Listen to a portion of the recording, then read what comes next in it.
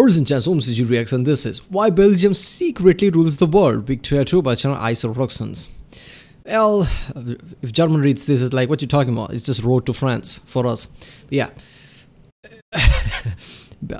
Belgium, only thing I know about Belgium basically is the waffles. I don't know why waffles are so what waffles invented there, Belgian waffles, I don't know.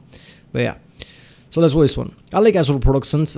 Obviously, tackles really weird topics, right? Yeah, his game is a single player offline, not multiplayer like Pokken and other people, right? So I like how he just basically tackles certain topics and just run with it, right? I want to play Hearts of Iron 4 and Victoria 2, I guess, kind of similar game. But I haven't had time yet, right? But I'm gonna play it and see if I can make a video about it. Because if I suck at it, there's not going to be any video. But we'll see. And the way people tell me how complex Hearts of Iron 4 and games like this is, I'm probably gonna suck at it. But we'll see, I guess. So let's watch it. Giveaway. There is a giveaway. That's right, only like a day left on the giveaway, so if you want to enter for a chance of getting yourself a copy of Victoria 2 or Hearts of Iron 4, then feel free to go ahead and enter that now, link in the description. Anyway, let's go play a game of Victoria 2. If you didn't know, on this channel I've been doing a series where I play as every great power in Victoria 2, and there's one nation, aka the Netherlands, which actually goes into a great power pretty soon after the game starts, but isn't technically one when it begins. So I'm gonna go ahead and play as those today, since they're technically— oh wait a sec, I slipped. Whoa, it's too much of a kerfuffle to go back into the main menu now. I guess we'll have to go ahead and play as the Belgians. That's pretty interesting. Looks like I've already got some sleeper agents over here in the Netherlands ready to strike if they try and do anything, those cheeky Dutch bastards. Remember, get your Belgian Lives Matter flags in the link in the description on the iSorrowproductions merch store. Yeah, not a lot of people want to be Belgians from right now. The British did send me an alliance, which is something, I suppose, but it was a bit odd that they really want to be involved in the whole European affairs, especially with Belgium, but I guess that comes later. Alright, we're really gonna have to fix this money situation, because earning £3 a day is not exactly what I call profitable. If you didn't know, I'm using a mod called HPM, which I don't usually mess with the starting options of it, but I think because we're done with the main series, we're gonna have a bit of fun here. And start off, we're gonna put crises on from the start. Usually they don't happen until 18, 17. We're just gonna enable all these other fun ones. Yeah, there's also an option to enable the East India Company, but apparently it's very buggy, so we're gonna see what happens here. Alright, I need to make a quick pit stop to the Bank of Africa and make a very big withdrawal. Ah yes, the Belgian lion. Even the picture of that lion, he looks bored with its existence, just like Belgium. I gotta say, I really do love the Bank of Africa. It always pays well, although not as great as the Bank of China. Oh, so I've got the Treaty of London now, which is where I have to give up Luxembourg and Limburg, or else everyone gets really angry at me and cuts me down to size, which it sounds great, you know. I'm sure I could take on Britain, France, Russia, just every great power. Yeah, we're just gonna give it up. I'm sorry, guys. Oh, well, at least Sokoto wants to be my friend now. The good thing about Belgium is we actually do start with a few good RGOs. We got coal and iron here, which we could turn into steel and, like, start a small little arms factory and stuff. But, late game, only having these two states is gonna be very bad for us. Oh, and I thought you were my best friend, Sokoto, but you won't even join my war against Arrow. Well, that's a pleasant surprise. Oh god, the Belgians are unhappy. What on earth do you have to be unhappy about? You see, the bad thing is, killing these rebels means I'm actually killing my population, and I don't have much of it. But I do have the saxophone. That makes up for the 50,000 people I just killed. Yeah! No real reason for me to take bits of Indonesia. I just kind of like messing with the Dutch. Oh damn, you know something? When even my country has had enough of the Jacobins. Oh, I've never seen this before. Yeah, it says end of the revolution, but I get the feeling this isn't gonna be the end of the revolution. There you go. The ultimate Chad move. I just moved all my revolutionaries up north, and now the Dutch are dealing with them. Oh, and the Dutch they lost their revolts. Yeah. Dutch government has been toppled. All right. Yeah. Look. In this game, I know it's a very complex game, right? It tackles many other areas. Like if you do something, it looks bad. You also has to appease your people basically, and creates this kind of a avert a PR disaster, which I find awesome, right? Like, you can't just point blank go around declaring wars and do anything. There will be infamy basically with that. So you have to do certain things. That's why I think that's why at certain time there's a news like, oh, we found a mummy in Egypt, isn't that just to keep the morale up or something? Which is fucking incredible. But yeah, every time I wonder like how hard it is for a small power to become really major power by the time game ends. Is that really hard, right? Because I don't think it should be, because Hearts of Iron 4 is a small game compared to Victoria 2, right? The years are kind of smaller, right? And he took Tibet and took over most of the world with it. I guess I watched the video yesterday or day before that. I don't know. So I don't know. When I'm gonna play a game, that's the first thing. First thing I want to do is like, I don't know, take India or something, remove the British Raj and try to take over the world. I don't think it's gonna end well, but yeah. So I actually need to go back to war with that. But I gotta cut down to size on the Netherlands. That's gonna be pretty fun. That alliance with Britain really paying off. So for every like on this video is one extra guy to revolt against me in Belgium. Yeah, I'm sorry about it, Britain, but I don't really fancy being at war with America forever. So I just separate pieced out, and we're just not going to be friends anymore. Sorry, Britain. Oh, Britain had a revolution. They're a republic now. Excuse me? Right, this is going to seem a little crazy, but a little crazy is what we need right now. So it's simple. We don't lose Brussels, and we wait for the Prussians to do all the fighting for us, and we might just get a nice bit of land from France. Now, we just got to hope, because Germany's war leader, that they actually give. First of all, how does that work? Britain, creates a revolution. I'm guessing just like any other revolution, a French revolution, where the idea is just, people's rights, just, overall based on that, like people's right, this and that. And then at the same time, you are controlling India and many other countries, like, all of them like, what the fuck? Would you just say rights to people? What about us then? How do you keep colonies after that? Give me my demands and don't just ignore them, because they could just do that. They could, Moldova. Hanover wants to release excuse me? Yeah, my army's pretty small, so I just wait for some of the AI to get into a battle, then I just rush in and take all the glory. Just how I'm winning the war. Ah, there we go. Now just you like might any be other wondering emperor. why I took this piece of France and I didn't say take us some land off the Netherlands, and it's pretty simple. The culture in this little province over here is Picard, which apparently is part of my culture group, but Dutch isn't. Welcome to Victoria 2! Gee. Oh, France, I don't think this is the time for you to start another war. They're trying to free Lombardia from Austria, and I'm just gonna say, it's not going too well for them. And Prussia's declaring war on Austria. I'm actually gonna have to join, because I can't afford to lose my alliance with them. Why don't you just get a casus belli on Wolof? Where, I say this every time, okay, but I really don't know where the hell Wolof is. I don't know where any of these tiny nations from like West Africa are. Wolof.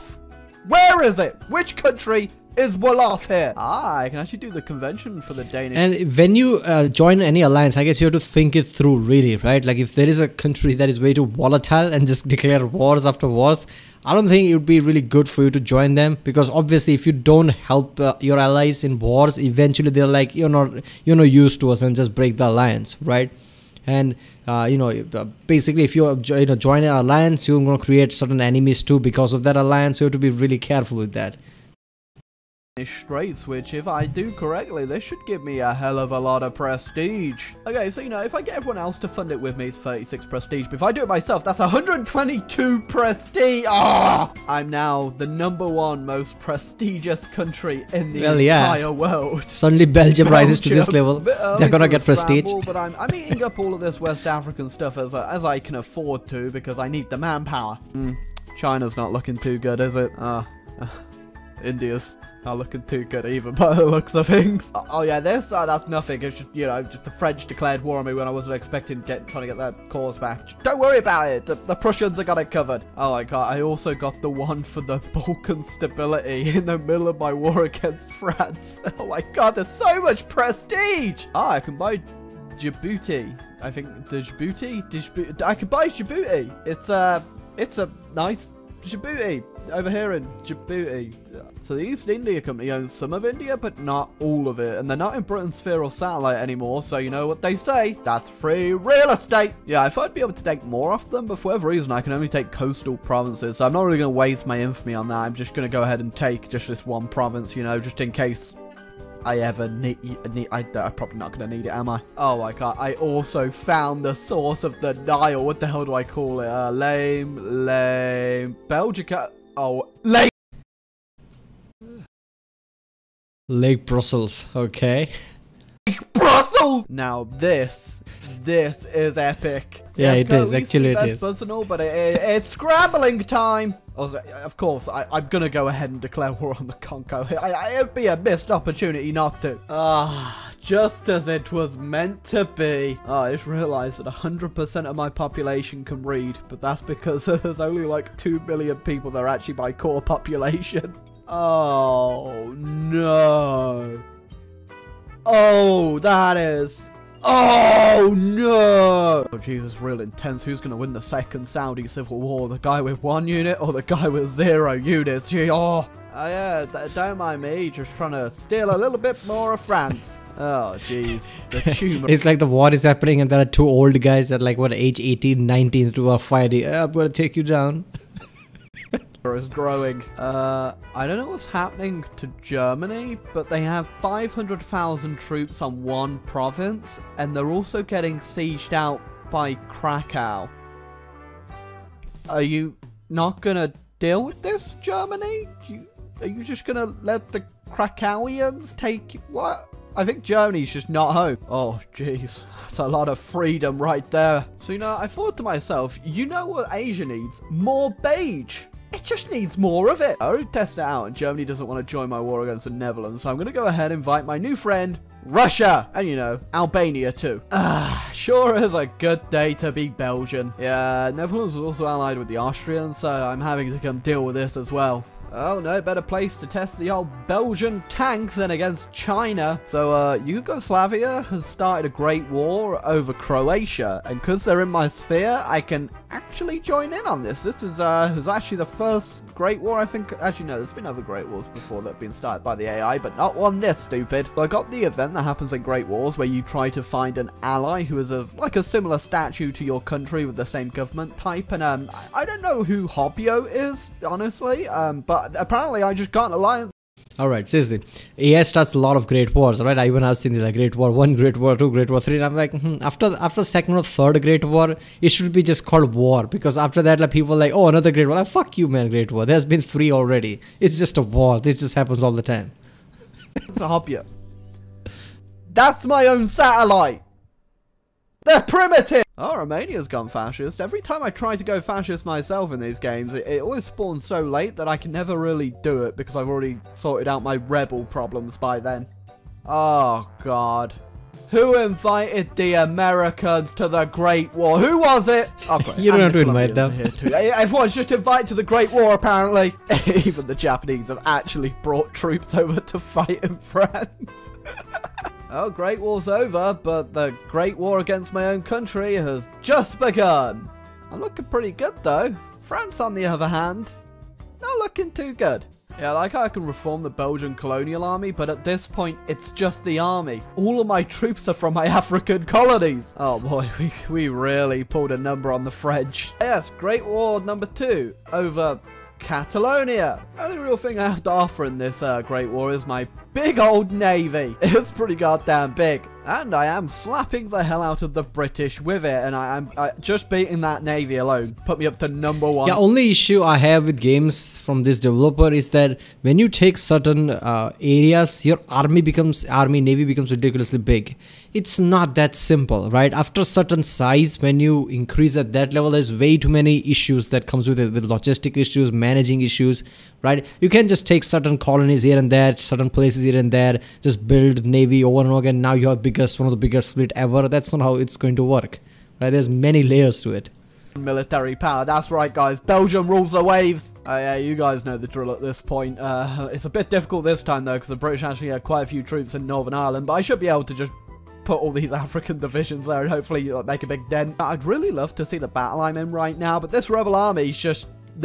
They're more important, apparently. I wasn't able to add war goals, so I looked over to Russia, and Germany sieged the whole thing out. So apparently they've got more war score than me, and I can't add anything.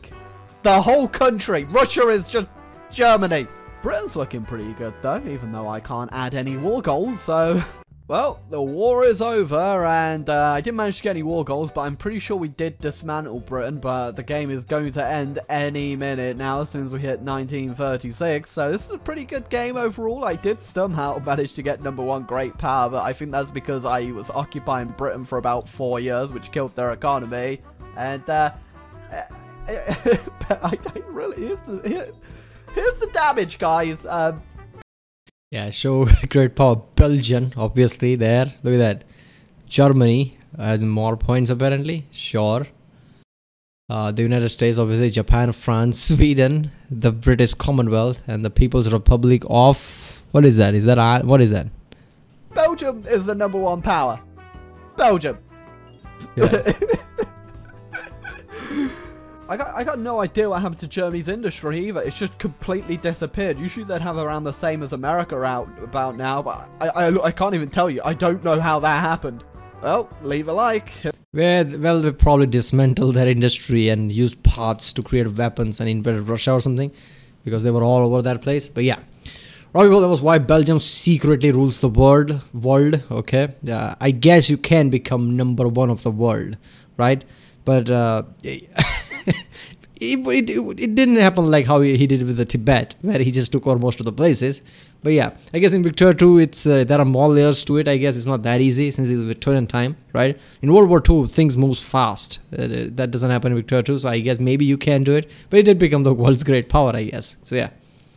In this game, lots of elements are kind of exaggerated, obviously, like how his navy just became one of the biggest navy ever. Like, that's not how it works usually, right? It doesn't scale linearly like that. Like, if you do this, if you take over these places, you're automatically going to accumulate power, right?